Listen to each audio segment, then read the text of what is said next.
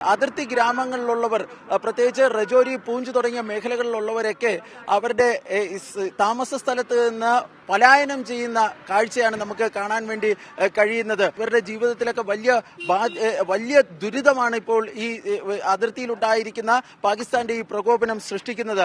പ്രത്യേകിച്ച് ജമ്മു പോലുള്ള സ്ഥലങ്ങളിൽ ഈ അന്യ സംസ്ഥാനങ്ങളിൽ നിന്ന് വന്നിട്ടുള്ള നമുക്ക് അതിഥി തൊഴിലാളികൾ എന്ന് വിശേഷിപ്പിക്കാവുന്നവർ ഇവിടെ നിന്ന് സ്വന്തം ജീവനും കൊണ്ട് ഓടി രക്ഷപ്പെടുന്ന കാഴ്ചയാണ് നമുക്ക് കാണാൻ വേണ്ടി കഴിയുന്നത്. ഇപ്പോൾ നമ്മളോടൊപ്പം ഉത്തർപ്രദേശിൽ നിന്നുള്ള കുറച്ച് അതിഥി തൊഴിലാളികളാണ് ഉള്ളത്. അവരോട് നമുക്ക് ചോദിക്കാം. आप इधर काम कर रहे हैं? हाँ, इधर काम करते, रेडी लगाते हैं।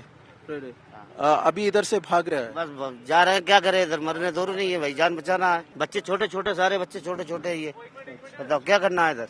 सर अभी रेडी लगा रहे हैं, माहौल खराब हो गया, जहाँ बच्चे परेशान है छोटे छोटे, बस मजबूरी जाना पड़ रहा है।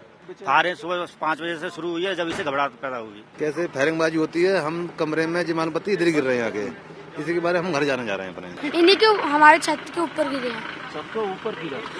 ഏതായാലും ഇത് ഒരു ഒറ്റപ്പെട്ട കാഴ്ചയല്ല. കുട്ടികളൊക്കെ അതിഭീകരമായ അവരുടെ ഈ ബോംബിങ്ങും ഷെല്ലിങ്ങിന്റെ ഒക്കെ സമയത്ത് അവരുടെ ഭാഗത്ത് നിന്ന് വലിയ തോതിലുള്ള പേടി അവർക്ക് കുട്ടികൾക്കൊക്കെ ഉണ്ടാകുന്നുണ്ട്. അതുകൊണ്ട് തന്നെ ഇവിടെ കഴിയാൻ വേണ്ടി സാധിക്കില്ല എന്നാണ് അവർ പറഞ്ഞിരിക്കുന്നത്.